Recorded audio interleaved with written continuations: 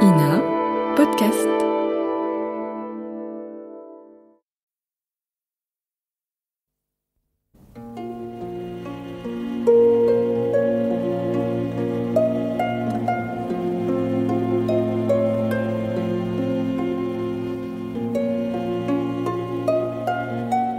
Sous le règne de Louis-Philippe, un jeune bourgeois de Nogent-sur-Seine, Frédéric Moreau, est venu à Paris faire ses études en droit. Il est follement amoureux de Madame Arnoux, la femme d'un homme d'affaires parisien qui tient une galerie de peinture et chez qui se réunit toute une bohème artistique et littéraire. Frédéric n'a pas encore osé déclarer son amour malgré les encouragements de son ami Deslauriers, mais il lui a semblé que Madame Arnoux lui portait quelque sympathie. Oh, Moreau. Tiens. Mais qui diable vous amène? Eh ben, entrez. Monsieur Arnoux, comment vous êtes? Mais vous avez quelque chose à me demander, cher ami? Non, rien. Non, je venais prendre de vos nouvelles. Eh ben, je vais très bien, vous voyez. C'est que je vous croyais en Allemagne. Sonnet m'avait dit que... Ah, celui-là, quelle tête de linotte. Non, il comprend tout de travers. Oh, mais enfin, remarquez, il est bien possible que pour avoir la paix, je lui ai parlé de voyage. Je vous en prie. Ben, asseyez-vous. Je vous dérange. Je suis navré. Oh mon Dieu. Oh, j'ai brisé l'ombrelle de Madame Arnoux. Quel maladroit je suis. Ah oui, l'ombrelle. Ah oui, l'ombrelle qui traînait là. Je ne sais comment m'excuser. Je me ferai un devoir de la remplacer. Ah non, cher ami, non. Surtout, ne faites rien. Mais tout au moins, puis-je en attendant m'excuser auprès de Madame Arnoux. Mais ma femme n'est pas ici. Madame Arnoux n'est pas là? Il m'avait semblé entendre un chuchotement. Vous avez rêvé, mon cher Moreau. Ah, ma femme est à Chartres, auprès de sa mère qui est malade. À Chartres? Mais ça vous surprend?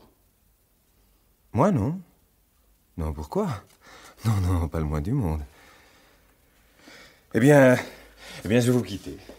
Parfait. Je ne voudrais pas abuser de vos instants, cher ami. Au revoir. S'il vous plaît, avertissez le concierge que je n'y suis pas. Hein, ça ne vous ennuie pas que je vous demande ce petit service? Non, pas du tout. À votre disposition. Au revoir, monsieur.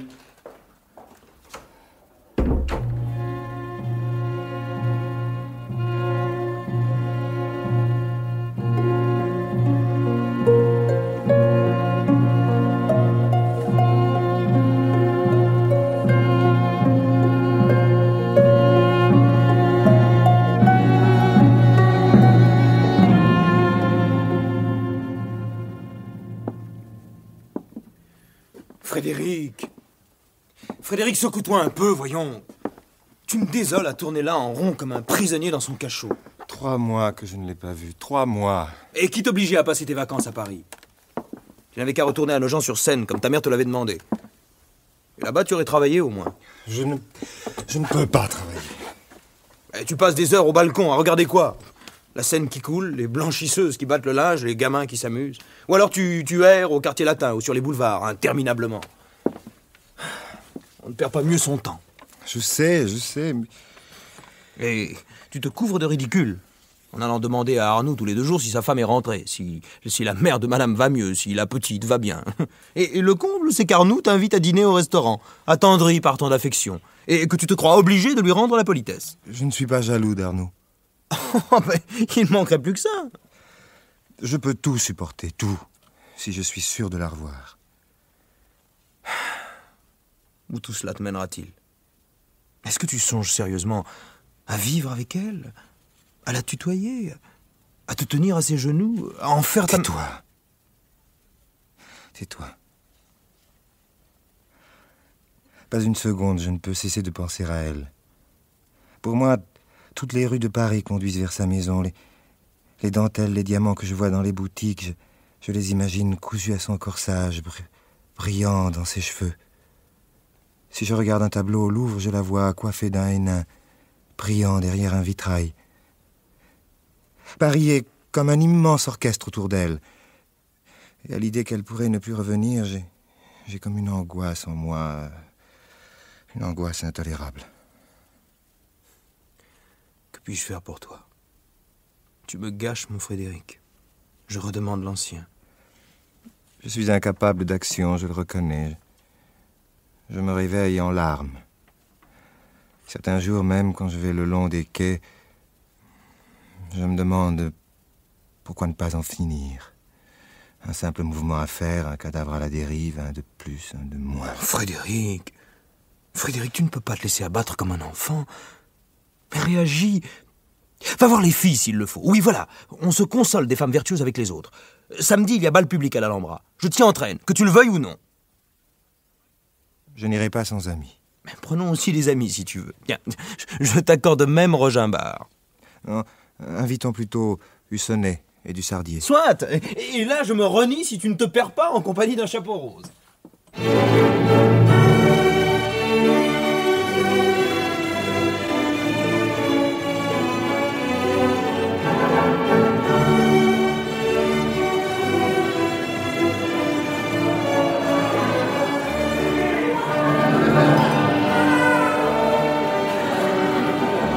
Oui, mais bon, j'ai retrouvé une ancienne, la Vatnase. N'est-ce pas qu'elle est gentille? Ah, mon petit chat. En public, la Vatnase, appelle-moi Vicomte. Non, plutôt Vicomte Hussonnet. Ça vous donne un genre cavalier Louis XIII et bottes molles qui me plaît. Oui, mon petit chat. Salut ces messieurs. Ce sont des fils de pairs de France. Je les fréquente pour qu'ils me nomment ambassadeur. Voici du Sardier, des Lauriers, Moreau. Mais il me semble vous avoir déjà aperçu, mademoiselle. Ah, tiens, chez Arnoux, peut-être. En effet. Ah, la Vatnase. Nous devrions organiser chez toi une petite fête, hein? Un raout oriental. Tâche d'herboriser quelques-unes de tes amis pour ces chevaliers français. Oui, mon petit chat, tout de suite. Oh, mais ça tombe mal, mes jolis. Voilà Arnoux. Oh, celui-là, on peut jamais faire un pas sans l'avoir dans les jambes. Je salue l'honorable société et toutes les robes vert d'eau, bleues, cerises ou violettes qui en sont la parure. Ah, on n'est pas plus galant. Ah, Vatnase, voulez-vous m'accorder 5 minutes? Encore une affaire urgente. Oh, quel homme. Comment lui résister? Alors, embrassez-moi. Non, il y a beaucoup trop de monde. Est-ce à cause de Monsieur Moreau? Vous auriez tort, il n'y a pas de garçon plus discret. Ce n'est pas à cause de lui. Très bien. Oui, je comprends très bien pourquoi vous êtes ce soir à l'Alhambra, ma chère. Delmar vous plaît, hein? Ses grands cheveux, son gilet de velours azur à grandes palmes d'or vous ont séduit. Oh, n'insistez pas, Arnoux, voulez-vous? Ah, quelle pudeur. C'est bon, allons danser. Allez, j'ai à vous entretenir.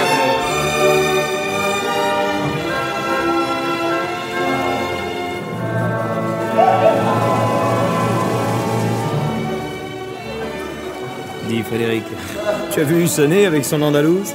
Qui? La petite femme au nez retroussé? Oui, on l'appelle la marquise d'Amaegui. Elle est marquise comme toi et moi. Bien, tu ne t'amuses pas. Tu as pourtant le choix. Je trouve ce bastringue stupide. Mais ne te prive pas pour moi. Oh, moi, je n'ai guère le goût de m'empêtrer de femmes. Oh, ne pose pas. Bon, les femmes, des créatures idiotes. Tiens, je te parie 100 francs que je fais la première qui passe. Top là, accepté. Chiche. Tiens, cette grande blonde là-bas, près de l'estrade. Regarde bien la manœuvre. Bonne chance.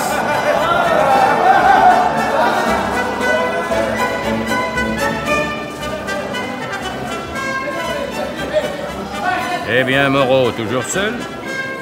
Ah, la Vatnase ne veut pas de moi pour la reconduire. Peut-être vous feriez-vous un plaisir. Non, merci vraiment, monsieur Moreau. J'ai besoin de personne. Bonsoir. Oh là. Vous n'avez pas de chance non plus, vous. Moi? Oui? Ne vous plairait pas, la Vatnase? Hein? Il est vrai qu'avec vous, vous n'êtes pas franc là-dessus. Je crois que vous cachez vos amours. Mes amours? Et je ne cache rien du tout. Alors non, on ne vous connaît pas de maîtresse. Je n'en ai pas. C'est un tort, jeune homme, c'est un tort. Ce soir, l'occasion était bonne. Pourquoi n'avez-vous pas fait comme les autres? Ils s'en vont tous avec une femme. Eh bien, et vous? Oh, moi, mon petit, c'est différent. Je m'en retourne auprès de la mienne. Hein? Bonsoir. Madame Arnoux est rentrée? Oui? Oui, elle est revenue. Oh, à propos, samedi 24, c'est sa fête. La Sainte-Angèle. Vous serez des nôtres, j'espère. Avec plaisir, oui. Mais Madame Arnoux ne s'appelle-t-elle pas Marie? Angèle aussi. La petite fête aura lieu dans notre maison de campagne à Saint-Cloud. Il y aura une voiture à 3h au journal qui emmènera les amis. Si vous voulez vous joindre à eux.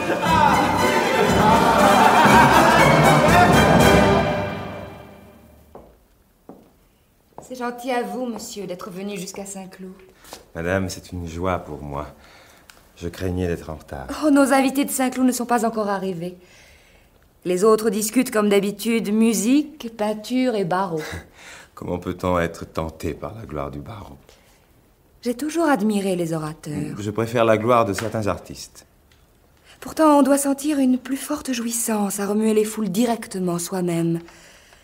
À voir que l'on fait passer dans leur âme tous les sentiments de la sienne. Ces triomphes ne me tentent guère. Comment pouvez-vous dire cela?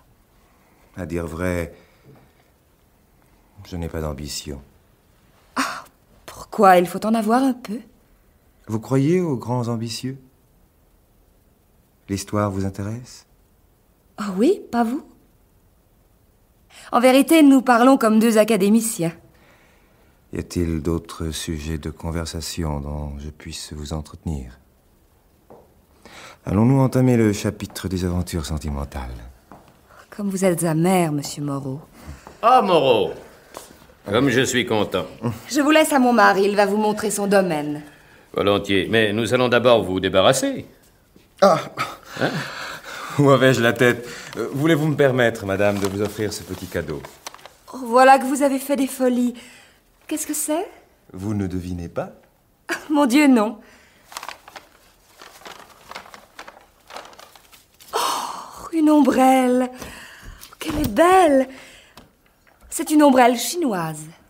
Ah, très jolie, d'un goût exquis. Ce petit manche d'ivoire ciselé. Oh, je ne sais comment vous remercier. Mais madame, c'est presque une dette. J'ai été si désolé. Et de quoi donc? Je ne comprends pas. Maman, il y a monsieur qui te demande. Excusez-moi, monsieur Moreau. Vous n'êtes guère malin, vous. Je vous avais pourtant dit de ne plus jamais parler de cette ombrelle que vous avez cassée. Enfin, vous n'aviez donc pas compris qu'elle n'appartenait pas à ma femme. Ah. Enfin, oui, sans doute à une cliente, je ne sais pas. Moi. Ou à mademoiselle Vadnaz. Qu'est-ce que vous allez chercher? C'est que cette demoiselle m'a prié de vous remettre personnellement ce billet. Ah, merci. Vous permettez? Oh, diable. Diable, c'est ennuyeux, ça. Ouais, elle a raison, il faut que je parte. Le jour de la fête de Madame Arnoux, vous allez partir? J'attendrai ce soir. Nous rentrerons tous ensemble, j'écourterai un peu mon séjour, voilà tout, et je prétexterai que le caissier m'a demandé de rentrer d'urgence.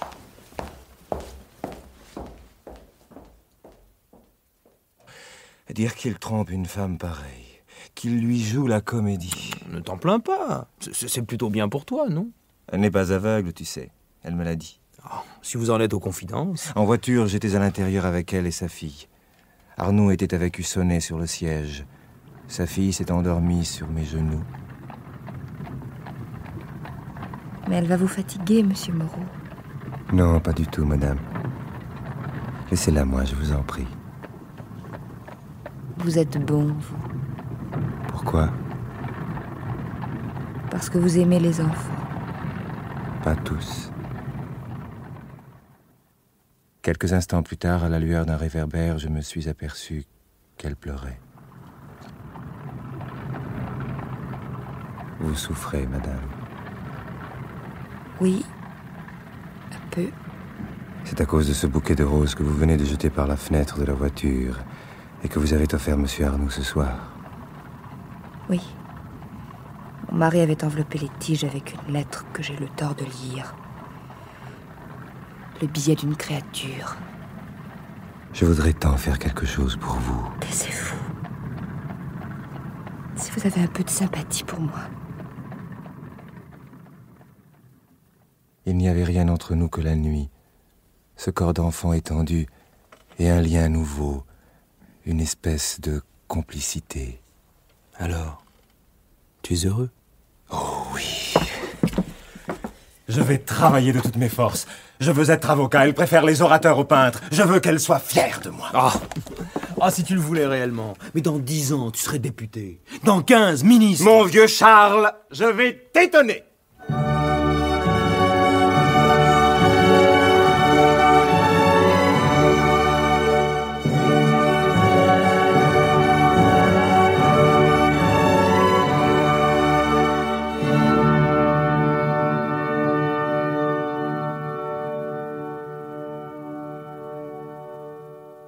Cette fois, tu viens revoir ta vieille maman, Frédéric. Tu ne l'abandonnes pas. Mais maman, cette année, j'ai été reçu à tous mes examens, c'est différent. Ah oui, bravo, mon petit. Ce succès sera une grande consolation dans notre infortune. Que veux-tu dire? Oh, rien. Rien de particulier. Mais nous ne sommes pas aussi riches que l'on croit. La terre rapporte peu, les fermiers paient mal. J'ai dû vendre ma voiture. Mais le père Roch... m'a fait des prêts d'argent, bien sûr. Et alors? Des prêts renouvelés, prolongés. Et il est venu me les réclamer tout d'un coup. J'ai dû passer par ces conditions. C'est-à-dire? En lui cédant à un prix dérisoire la ferme de Presles. Le misérable. C'était son droit. Il vient d'épouser sa servante et de légitimer la petite. Il sait ce qu'il veut. Et que vous reste-t-il? Environ 10 000 francs de rente. 2300 francs à toi. Mais ce n'est pas possible. C'est pourtant vrai. C'est tout ton patrimoine, nous sommes à peu près ruinés. Si encore ton oncle te laissait quelque chose... Rien n'est moins sûr. Mon pauvre garçon, il m'a fallu abandonner bien des rêves. Le mieux pour toi serait de te mettre clair chez maître Prouham l'avoué. Il te cédera son étude, et si tu la fais bien valoir, tu pourras la revendre et trouver un bon parti. Oh oui, un beau mariage. Pourquoi pas? Tu peux trouver une jeune fille riche, de bonne famille. Maman, je t'en prie. Je ne suis plus toute jeune. Je n'ai compté pour rien les sacrifices que j'ai faits pour toi. J'ai supporté la solitude. Si je devais me retrouver seule maintenant, ce serait un grand malheur pour moi. Maman, laisse-moi, veux-tu? Tout ceci est tellement soudain. Si je m'attendais... Je sais, mon petit. Il te faudra du courage. Mais aie confiance dans l'avenir, aie confiance. Rester ici, m'enfermer dans une étude d'avoué, ne plus jamais retourner à Paris, ne plus jamais la revoir. C'est impossible. Je ne pourrai pas, non, je ne pourrai pas. 2 ans se passent, 2 ans de petite vie médiocre pour Frédéric, quand un matin de décembre 1845... Une lettre pour vous, monsieur Frédéric, ça vient du Havre. Du Havre? Faites voir. Merci. Justice de paix, 3e arrondissement, qu'est-ce que... Monsieur Moreau, votre oncle étant mort à Pintestad... Ça alors? Maman! Maman! Maman! Quoi? Qu'est-ce qu'il y a? L'oncle du Havre est mort, j'hérite. Tu hérites? Mais qu'est-ce que tu dis, mais... Tiens, un lit. L'oncle n'a pas fait de testament, je suis son seul héritier. Ah, pour ça, c'est sûr, tu es son seul héritier. Donne-moi la lettre. 27 000 livres de rente. Je n'en crois pas mes yeux. Redonne-moi la lettre, maman. Inutile, je viens de la relire. Oh, mon Dieu, Frédéric, c'est bien certain, tu hérites. 27 000 livres. Te voilà riche. Nous voilà riches, maman. Nos ennuis sont terminés. Mais ne pleure donc plus. Ris plutôt. Tu vas pouvoir racheter ta voiture. Et moi, je vais m'acheter un tilbury, non, un coupé plutôt. Un coupé noir avec un domestique en livrée brune. J'aurai une salle à manger en cuir rouge, un boudoir en soie jaune, et des divans partout, des tapis, des vases de Chine. Frédéric, tu perds la tête. Et au moins une pensée pour ton oncle. Je le connaissais si peu, maman. Mais évidemment, sans lui, Il s'agit de ne pas gaspiller la fortune qu'il te laisse. Tu vas t'établir à Troyes, avocat. À Troyes? Qu'est-ce que tu dis? Il vaut mieux s'installer dans un pays où l'on est connu. Il est plus facile de trouver des partis avantageux. Oh non! Mais je veux aller à Paris, maman. Paris! Paris? Pourquoi faire? Mais rien, tu m'entends? Rien. Tu trouves que c'est pas suffisant d'avoir passé 2 ans ici chez Maître Poiram, 2 ans abominables? Frédéric, tu t'oublies. Oh, je ne parle pas de toi, maman. Je sais que jamais je n'ai eu un lit aussi douillet, que jamais tu n'as eu autant d'attention pour moi. Mais les autres, parlons-en. Le seul, en fin de compte, qui m'est un peu intéressé, c'est le père Roch. C'est un comble, non? Et la seule qui a eu quelques sympathies pour moi, c'est sa fille. Une petite sauvageonne qui vient à peine de faire sa première communion. Tu avoueras que... Ça a fait jaser, d'ailleurs, cette amitié d'enfant. Tu penses, une petite fille qui part en promenade avec moi, qui cueille des coquelicots pour me les offrir et à qui je fais la lecture. Tu vois d'ici pourquoi j'ai dû passer. Qui dit à qui veut l'entendre qu'elle s'imagine être ta femme. Bon, désormais les bonnes gens seront pour leurs frais d'imagination. Ils ne me verront plus avec toi à la messe. Mais enfin, que veux-tu devenir, Frédéric? Ministre. On ne plaisante pas. Et c'est toi-même autrefois qui m'as dit qu'avec des relations, je pourrais devenir conseiller d'État, alors... Et il faut des relations puissantes pour Monsieur ça. d'Ambreuse, c'est quelqu'un, non? Allons donc, tu le connais à peine. Suffisamment. Tu sais bien que grâce au père Roch, je me suis présenté chez lui. Et j'ai rencontré les d'Ambreuse un soir au théâtre. Nous avons bavardé. Tu ne m'avais jamais dit ça. C'est singulier, maman. Tu n'as donc plus d'ambition pour ton fils? Évidemment, si tu obtenais la protection des Dambreuses, les choses seraient différentes. Comment veux-tu que je fasse si je reste ici? Tu vois bien qu'il faut que j'aille à Paris. Dis-toi qu'il n'existe au monde qu'un seul endroit où l'on peut se faire valoir, que ce soit en art, en science ou en politique ou en amour.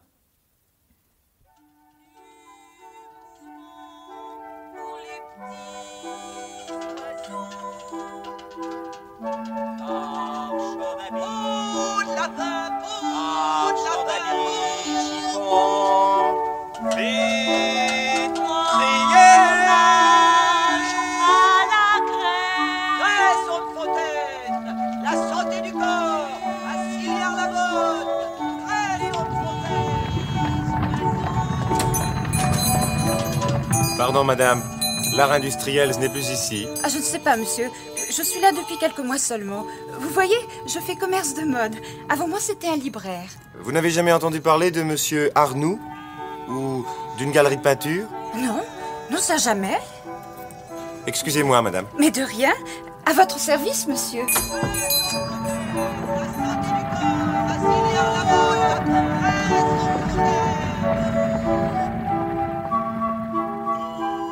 Ici, rue de Choiseul, nous ne sommes concierges que depuis 1 an, monsieur.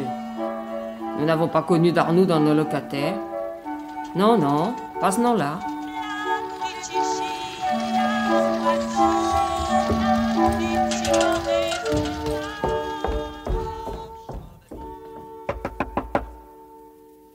Pèlerin! Pèlerin! Ouvre-moi, c'est moi, Frédéric! Personne, il n'est jamais chez lui, cet animal-là. Et Hussonnet? Hussonnet, il pourrait me renseigner. Il habitait chez sa maîtresse, rue de Fleurus, je crois. Oui, mais en 2 ans. L'almanach du commerce? Oui, monsieur. Avec une absinthe? Parfait.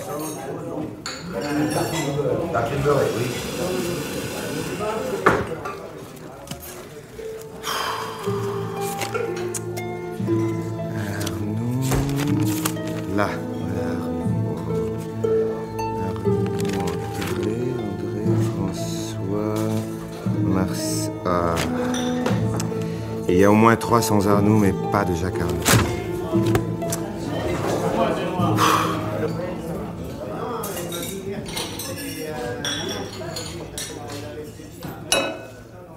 Une autre absinthe, monsieur? Une absinthe? Non, non, merci. Une absinthe? Dieu, comment n'y ai-je pas pensé plus tôt? Roginbard, voilà la clé. Dussé-je faire tous les estaminets de la capitale, je le retrouverai. Et monsieur, votre monnaie? Pour vous, garçon, pour vous.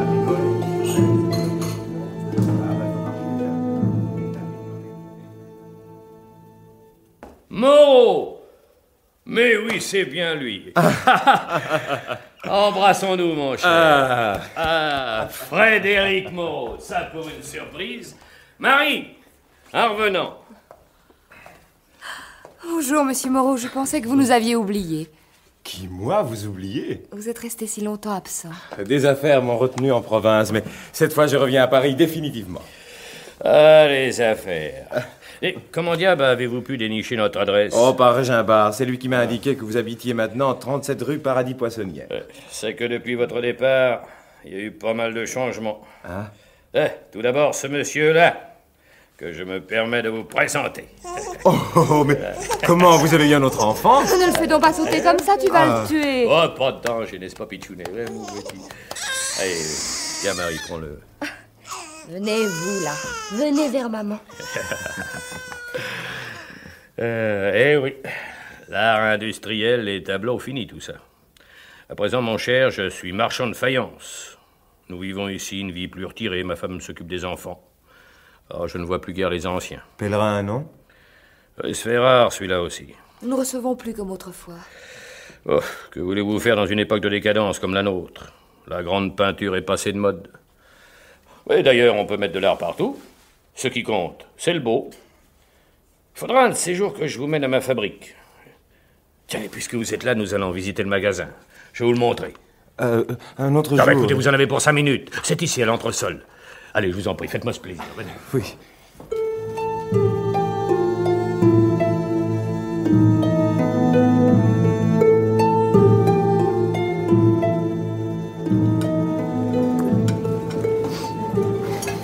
Oui, mon vieux.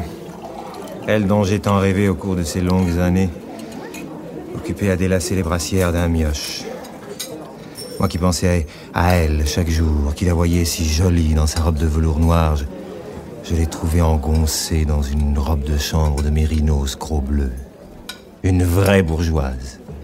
Ha! J'étais bien bon avec mes douleurs. Ça n'est peut-être qu'une impression, Frédéric. Parlons de toi.